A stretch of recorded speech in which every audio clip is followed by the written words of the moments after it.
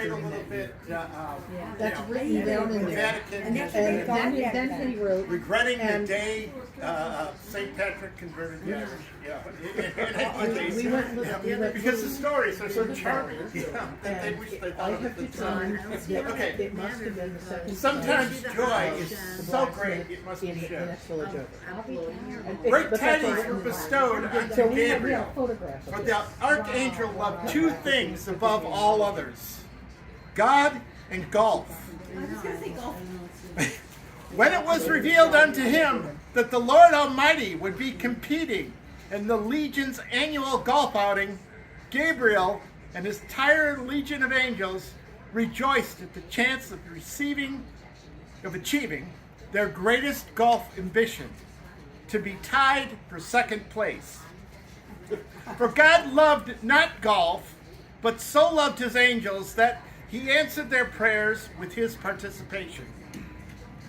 It was a glorious morning when Gabriel, God, and 1,000 of Gabriel's closest friends descended down to earth.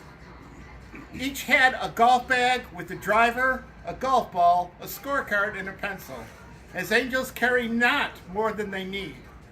The Archangel Gabriel learned that he was selected to be God's golfing partner. The maker of heaven and earth strolled to the first hole, for he had the kingdom, the power, and the honors. If you know not golf, that means he shoots first. But if you know golf and they let you shoot first, you only get the honors. The kingdom and the power stay right where they belong. Anyway, the maker of heaven and... Oh, no, I read that, I'm sorry. The Lord placed his sacred ball on his holy tee and then reached for a divine driver and swung a perfect swing. The angels watched in wonder. High shot the sacred ball, swung, then it bended in a flawless arc and plunged into the first hole. Then it bounced high into the air, bended in a flawless arc, and plunged into the second hole, upon which it bounced high into the air, bended in a flawless arc, and plunged into the third hole. Does thou receive the picture? The kingdom of heaven finished the entire round in one shot. The angels rejoiced, then took their place to start their round, and noticed not Gabriel's first shot of his first hole. Nonetheless, Gabriel was nervous, for the maker of all things had moved into position to spot for him. The archangel took his angelic golf ball and placed it on his heavenly tee and took a mighty swing. The golf ball flew high into the air, but landed not where Gabriel intended. Now, the Lord knew, and Gabriel knew not where the golf ball lay. Gabriel began to despair and prayed that God reveal unto him the ball's location that he might play through. God took pity on the angel, but revealed not the golf ball, knowing that its location would not make the archangel happy. Instead, the Lord held out his hand and spoke unto the grieving angel.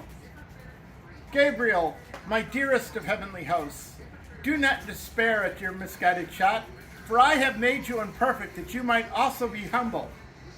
Think not of the shot that went awry, but start anew, as if it never happened. For I love you so that I have created a mulligan that you shall take, and no one will ever know. Excuse me. Upon saying so, a new golf ball appeared in the Lord's outstretched hand.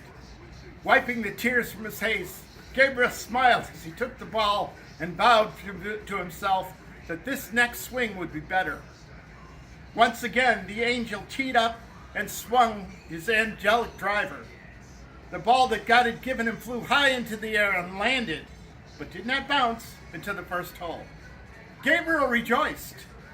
If any mortal were watching, they would have called the shot a triple eagle. But to Gabriel and his legion, it was par for the course. Upon completing the tournament, there was much joy and laughter in the clubhouse. Angels sat at their tables, drinking their divine drinks. Each made a show of tallying his 18 holes in one, as the angels of the legions never scored less and rarely scored more. Remember that in golf, as in physical ailments, the fewest strokes win.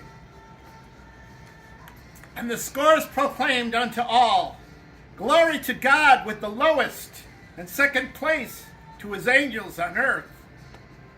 Each of the angels rejoiced mightily. It was so much better to golf with God and be tied for second than not have God in the tournament and be tied for first. After much celebration, the heavenly hosts ascended to their angelic dwellings to add a most cherished trophy to their collection of annual Legionnaire tournament balls.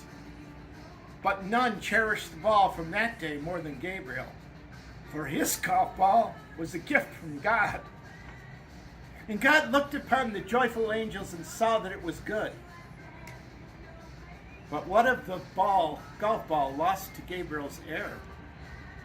God proclaimed, I shall take my smallest angel and make her a mortal woman. Whatever man shall find Gabriel's mulligan, he shall have her for his wife. And to the man that seeks but finds not Gabriel's mulligan, he shall have her for his wife just the same. If you've met her, it's obvious I won the prize. Okay. But, did I win for finding the ball, or did I win for just looking?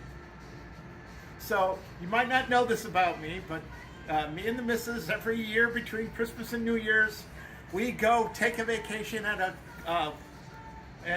Eagle Ridge, this golf golf courses. course, where something that I enjoy more than anything, I look for golf balls. In the winter. And I don't know why it gives me so much pleasure, but it does. So the golf ball that you have, look it over.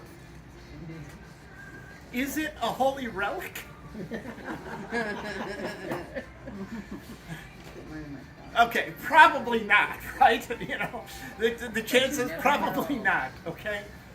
But you can think of it as a good luck charm because, you know, if you forget the fact that it was abandoned, you know, I found it, you know, and surely the Irish luck must be... Okay, if you're not buying that, at least think of this.